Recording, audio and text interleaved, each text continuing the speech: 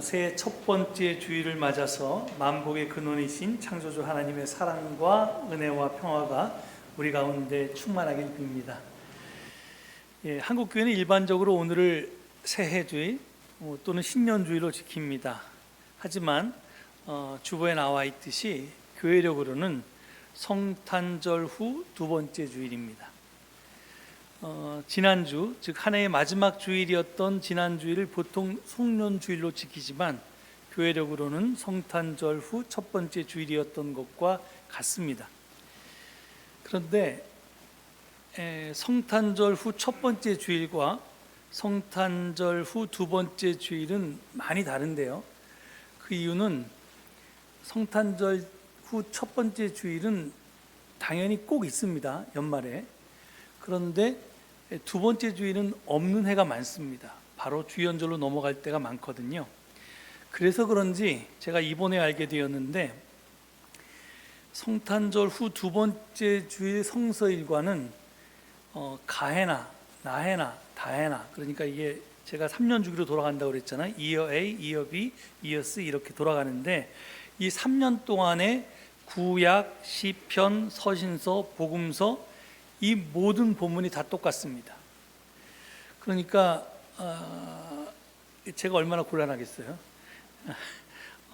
이미 봤더니 모든 본문을 예전에 다 설교한 것 같은 거예요. 그래서 확인해 봤더니 역시 다 한 번 이상씩 이 본문을 가지고 증언을 했습니다. 그렇다고 교회력이 이렇게 제시하는데 다른 말씀을 고르는 건 또 곤란할 것 같아서 이 반복될 수밖에 없다. 그러면 어느 걸 할까 이렇게 고민하다가 에베소서의 말씀을 골랐습니다. 왜냐하면 새해 첫 주일을 찬양으로 시작하면 좋을 것 같아서 그랬습니다.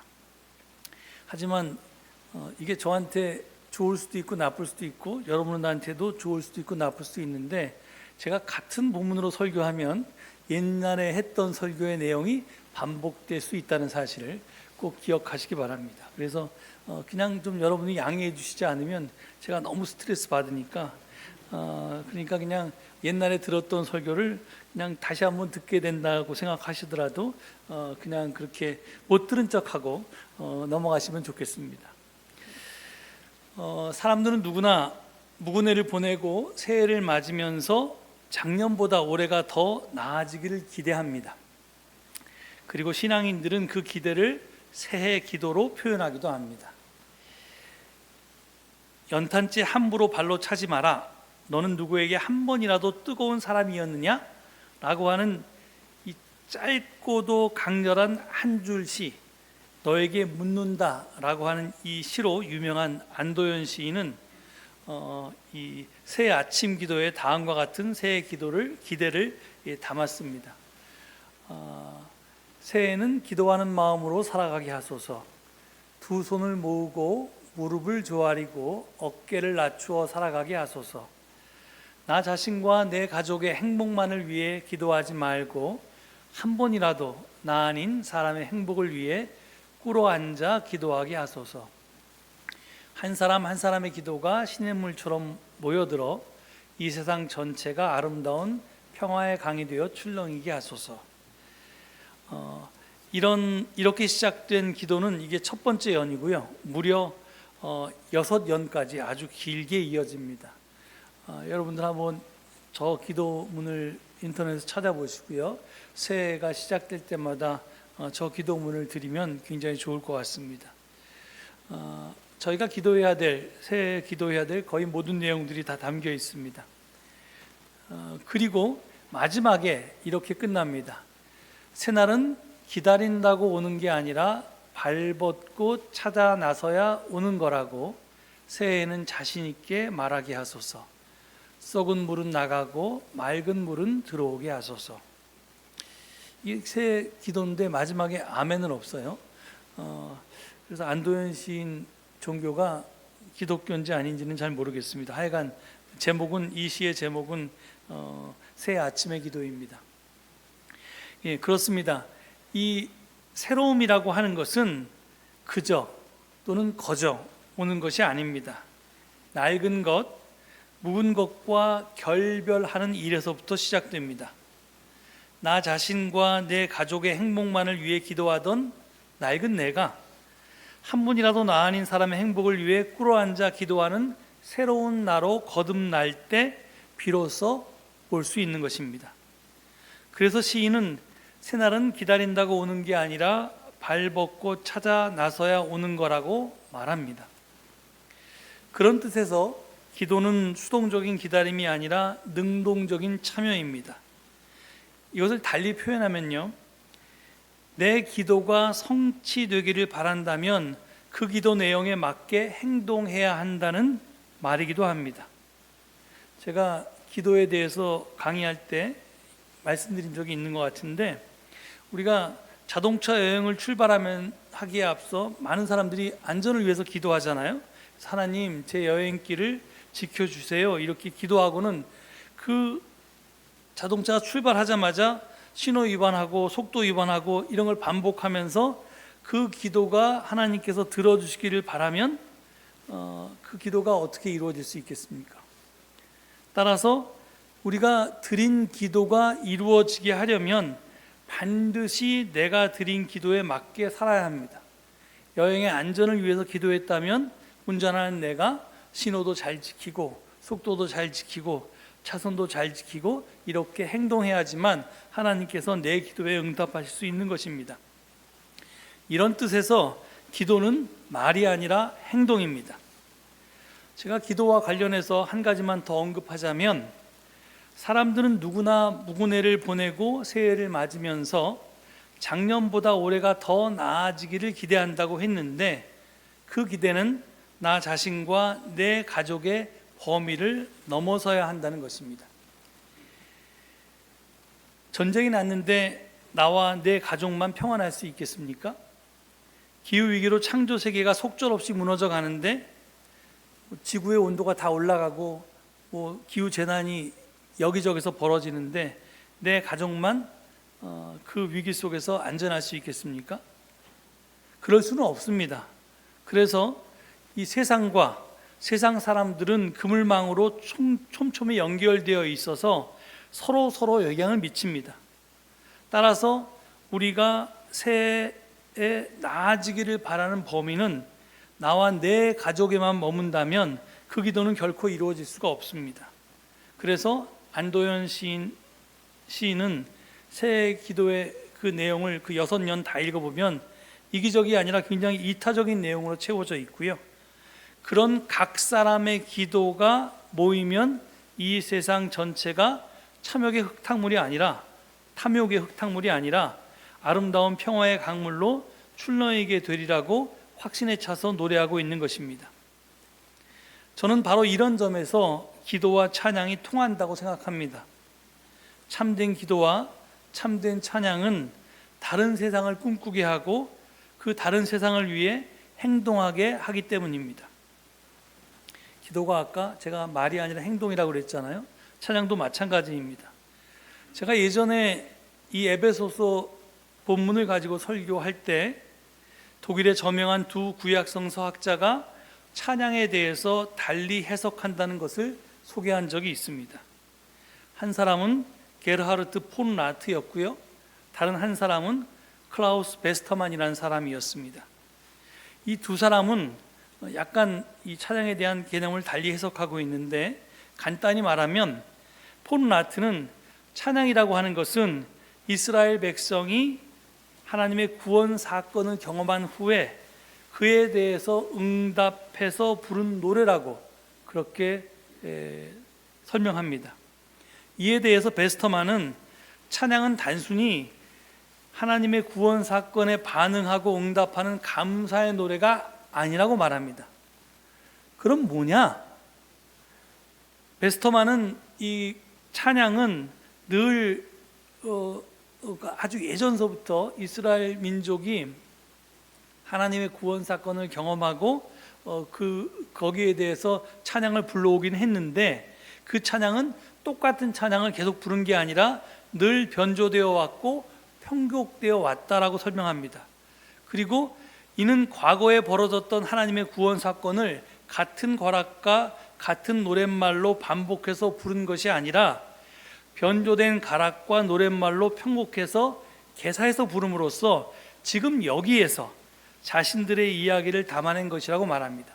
그러니까 예를 들어 출애굽 사건에 대한 찬양이 성경에 실려 있다면 물론 그 찬양이 후대에도 계속 시편을 통해서 불리게 되는데, 그때 후손들은 과거 조상들이 했던 그 가사와 그 가락으로 부르는 게 아니라 그걸 약간 변형해서 지금 내가 출애굽하고 비슷한 사건을 체험하는 것을 거기 담아서 그 과거의 사건을 현재화해서 부르고 있다는 겁니다.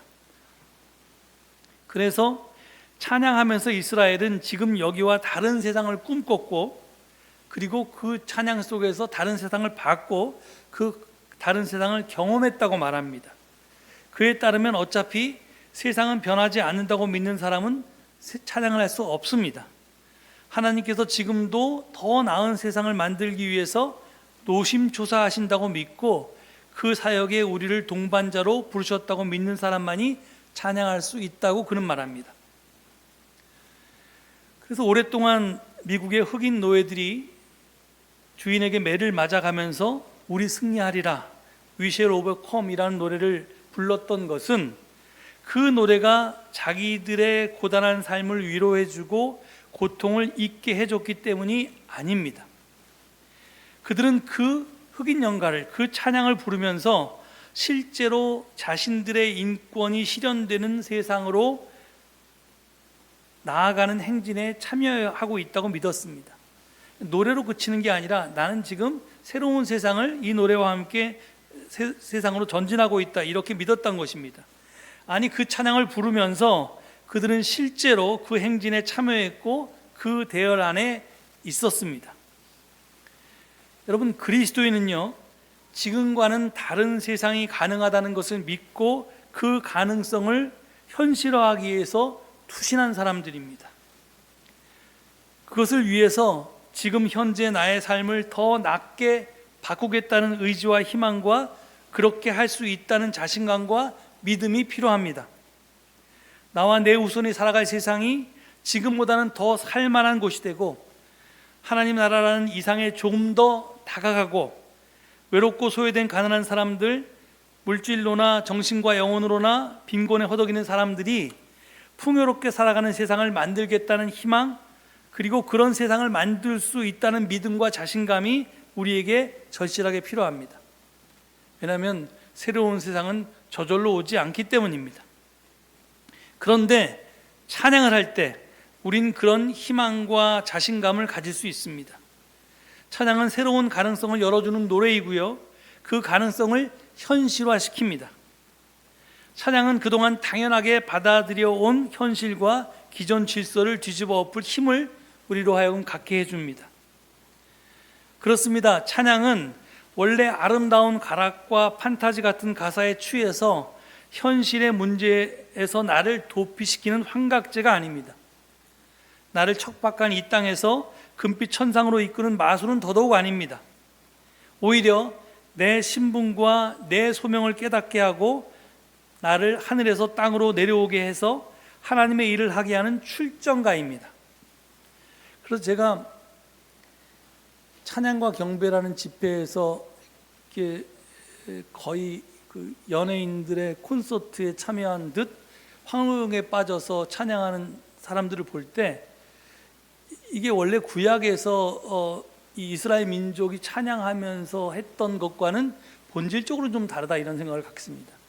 그러니까 이거는 나를 현실로부터 도피시키는 역할을 가끔 할 때가 있는데, 그런 게 아니라 원래 찬양은 그런 게 아니었다는 겁니다. 하여튼 그래서 묵은해를 보내고 새해를 맞으면서 작년보다 올해가 더 나아지기를 기대하는 새해 첫 주일의 본문으로 찬양을 선택한 것입니다. 찬양은 다른 세상을 꿈꾸게 하고 그것을 위해서 나를 행동하게 하기 때문입니다. 오늘 본문 말씀인 에베소서 1장 3절로 14절은 우리 주 예수 그리스도의 아버지이신 하나님을 찬양합시다 라는 말로 시작합니다. 제가 예전에도 말씀드렸듯이 에베소서 1장 3절로 14절은 딱 하나의 문장으로 되어 있습니다. 이 영어처럼 헬라어도 그리스어도 분사 구문으로 계속 연결해서 쓸 수 있는데요. 그러니까 주절은 딱 하나고요. 나머지 긴 문장들은 다 그 주절을 꾸미는 그런 종속절들입니다. 그러니까 그 주절이 뭐냐면 바로 저기 파란 글씨로 표시한 것, 하나님을 찬양합시다라는 겁니다. 영어 성경을 보면 제일 먼저 맨 앞에 1장 3절에 Praise the God 이렇게 나와 있습니다. 그러니까 문장의 맨 앞에 저 주절이 나와 있어서 주절 파악이 쉽습니다. 이 주절은 3절의 주절일 뿐만 아니라 14절까지의 찬양시 전체의 주절입니다. 이어지는 3절 하반절은요, 저기 나와 있듯이 하나님께서는 그리스도 안에서 하늘에 속한 온갖 신령한 복을 우리에게 주셨습니다. 이렇게 말함으로써 우리가 찬양해야 되는 이유를 설명하고 있습니다. 찬양의 이유가 뭐예요? 하나님께서 온갖 신령한 복을 우리에게 주셨기 때문에 우리는 하나님을 찬양해야 한다는 것입니다. 그런데 신령한 복이 무엇인가? 이게 이제 분사구문으로 4절서부터 이 14절에 쭉 차례로 밝혀지고 있는데요. 이걸 하나하나 살펴보면 4절에 보면 이게 창조 전에 우리를 택하셨다는 그런 게 신령한 복이고요. 5절에 보면 자녀로 예정했다라는 말이 나오고, 7절에 보면 죄를 용서했다는 말이 나오고, 9절에 보면 신비한 뜻을 알려주셨다, 다른 번역으로 보면 비밀을 계시했다 이렇게 표현하기도 합니다. 그리고 11절에 보면 상속자로 삼으셨다, 이게 이제 5절에 자녀로 예정했다라는 말과 비슷한 의미입니다. 그리고 13절에 약속하신 성령의 날인을 받았다, 이런 것 등등으로 표현합니다.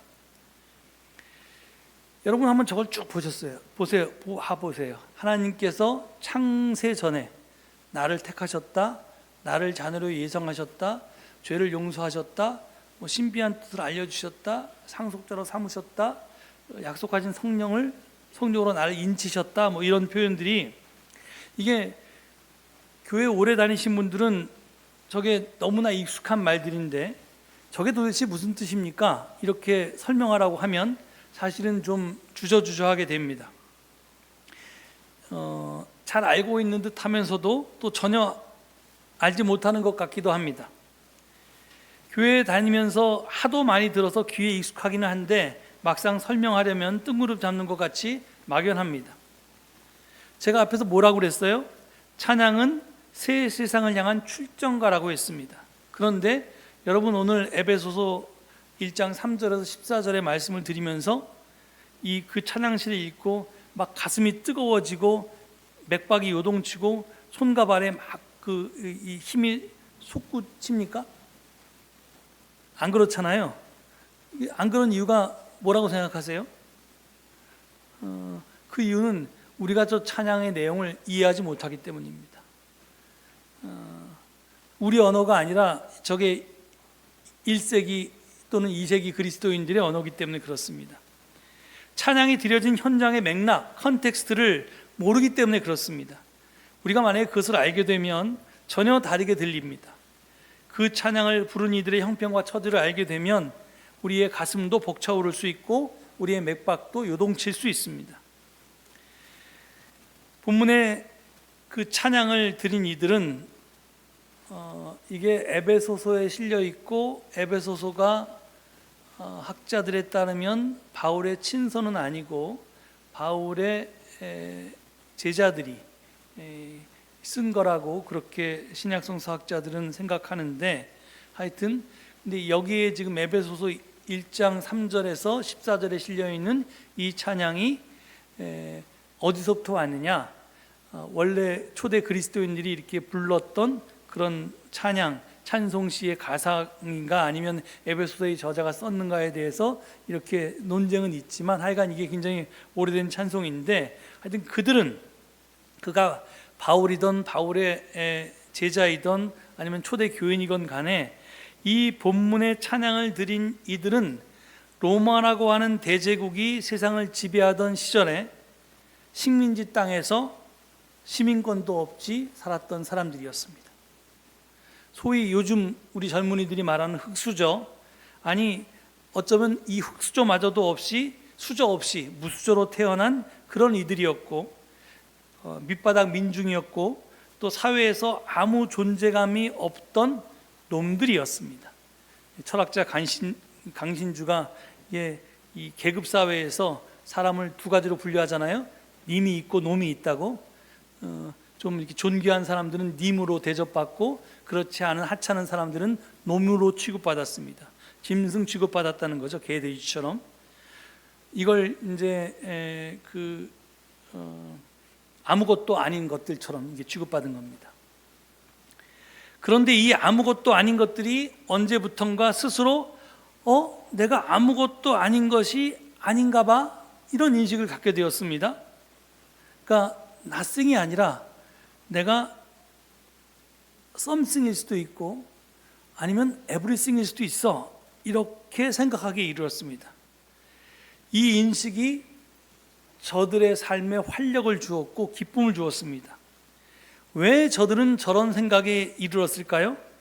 비록 저들은 로마 제국 시대에 로마 시민권은 없었어도 하늘 시민권이 있었기 때문이었습니다.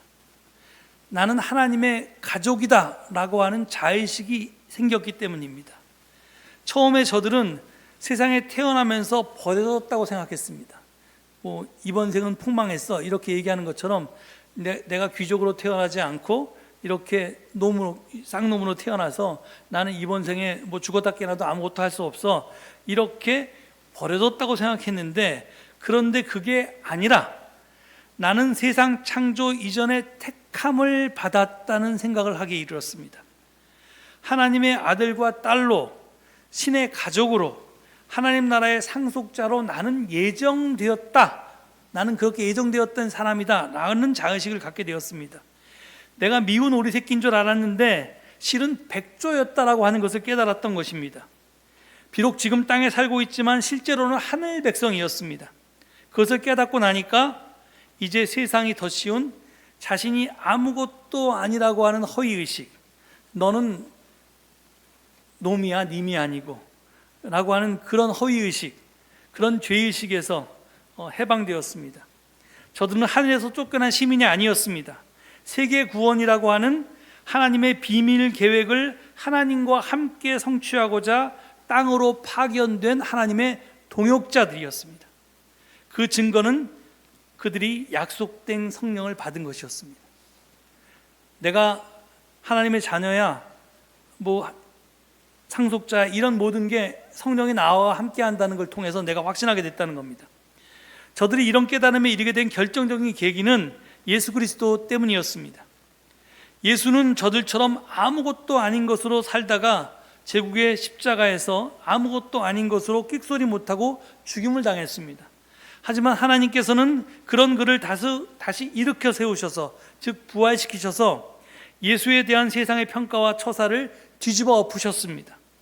죽음을 부활로 뒤바꿈으로써 천지를 개벽하고 새 세상이 시작되었음을 알렸습니다. 저들은 부활한 예수를 만나고 자기 자신이 누구인지를 발견하게 되었던 것입니다. 부활한 그리스도 안에서 저들은 자신들도 하늘 시민이고 하나님의 가족이고 하나님 나라의 상속자임을 깨달았고, 그런 존재답게 그때 거기서 하나님의 동역자로 살아내기 시작했습니다. 이 오늘 본문의 찬양은 그것을 고백하고 다짐하고 결단한 행진곡입니다. 이게 우리의 시각으로 읽으면 이게 막 교리를 막 나열한 것 같지만 이게 사실은 그런 내용이라는 겁니다. 작년 하반기 성경 공부로 바커스 보그의 책 그리스도교 신앙을 말하다, 이게 영어 제목으로는 스피킹 크리스찬이라는 책인데요, 이것을 읽고 공부했습니다. 그 책이 주장하는 핵심은 오늘날 그리스도교를 이루는 기본적인 용어들의 의미는 축소되고 왜곡되었다는 것입니다. 지금 우리가 구원이라는 말을 쓴다든가 무슨 택함받다, 예정됐다 이런 말을 쓸 때 그 모든 이야기들은 원래 그 이야기가 선포되고 쓰였던 그 현장과 지금 우리 사이에 커다란 간격이 있어서 그 의미가 원래 의미보다 굉장히 작아졌고 축소되었거나 아니면 완전히 왜곡되어서 우리가 알아들 수 없는 말이 되었다, 이렇게 이야기합니다. 그 이유는 문자주의와 천국과 지옥 해석들 때문인데요, 특별히 문자주의라고 하는 것은 컨텍스트 없이 텍스트 자체만 보는 것에서 출발합니다. 이 오늘 에베소서 1장에 있는 창가도 이게 컨텍스트 없이 그냥 텍스트만 보면 그냥 교리의 나열뿐입니다. 나열일 뿐입니다. 하지만 아까 제가 설명드린 것처럼 컨텍스트 위에 놓고 보면 오늘 본문의 찬양은 출정가요 행진곡입니다. 여기서 우리가 기억해야 될 건요, 저는 그래서 에베소서의 본문을 읽을 때마다 정말 가슴이 막 뛰고 막 맥박이 요동치고 손발에 힘이 부쩍부쩍 들어가면서 막 사명감을 느끼게 되는데, 여러분들이 그것을 못 느낄 수 있습니다. 그 이유는 컨텍스트와 여러분들이 일치하지 않기 때문입니다. 그러니까 여러분들은 아무것도 아닌 게 아니라 나는 뭐 된 놈이야 이렇게 생각하시면, 이 아무것도 아닌 사람들을 아닌 줄 알았던 내가 하나님의 선택을 받아서 하나님의 특수한 사명을 성취하기 위해서 하늘로부터 땅에 내려와서 하나님과 동역하는 특별한 사람이라는 의식이 굉장히 나를 가슴 벅차게 하고 내 맥박을 막 뛰게 하고 내 삶의 가치, 내 자존감을 높여줄 텐데, 그렇게 생각하는 게 아니라 나는 아무것도 아닌 게 아니라 처음부터 아무거였어, 이렇게 여러분들이 생각하면 그런 은혜를 체험하지 못하는 거예요. 그렇기 때문에 여러분 잘 생각하셔야 됩니다. 내가 비록 좀 경제적으로도 풍요로울 수 있고 사회적으로 출세한 사람일 수 있고 또 배울 만큼 배운 사람일 수 있어도 내가 이 찬가에서 힘을 얻고 그럴 방법이 뭔지,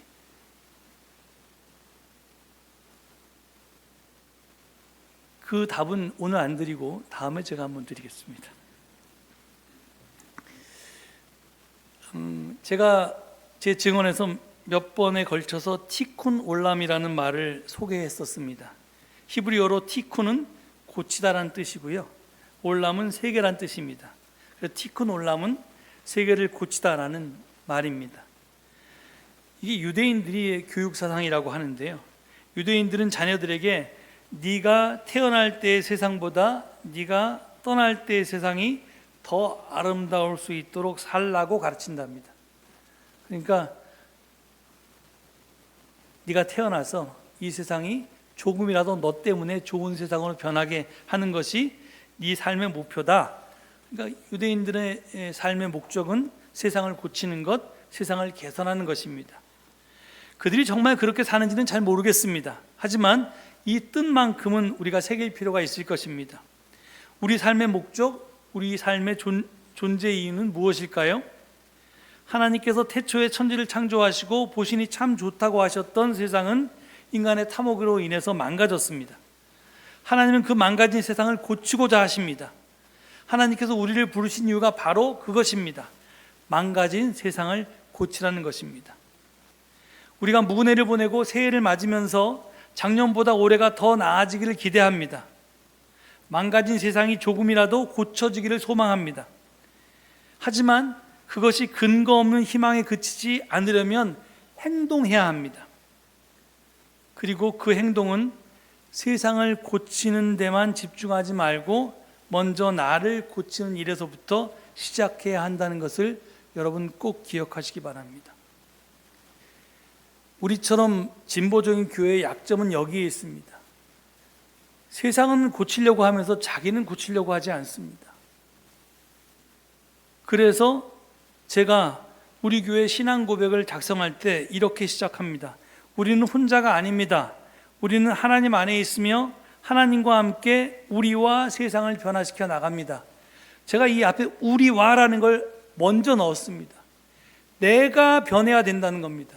우리가 먼저 변하고 그 변화된 내가 세상을 변화시켜 나가야 되는 것이 순서라는 겁니다. 이것을 매주 우리가 되새기고 있습니다. 새 세상을 원하면 내가 먼저 새 사람이 되어야 합니다. 정의로운 세상을 원하면 먼저 내가 정의로운 사람이 되어야 하고요, 사랑이 넘치는 세상을 원하면 내가 먼저 사랑이 넘치는 삶을 살아야 합니다. 모두가 평등하고 존중받는 세상을 원하면 나와 다르다고 다른 사람을 차별하지 말고 다른 사람을 존중하며 포용할 수 있어야 합니다. 안도현 시인의 말처럼 한 사람 한 사람의 기도가 변화된, 한 사람 한 사람의 변화된 행동이 시냇물처럼 모이면 그만큼 세상 전체가 아름답게 변화될 것입니다. 이렇듯 나의 변화가 우리 가정, 우리 교회, 우리 사회, 그리고 하나님의 창조 세계의 변화를 이끄는 마중물이 될 수 있는 그런 복된 한 해가 될 수 있기를 간절히 축원합니다. 이 말씀 되새기시면서 잠시 침묵 가운데 기도하시겠습니다.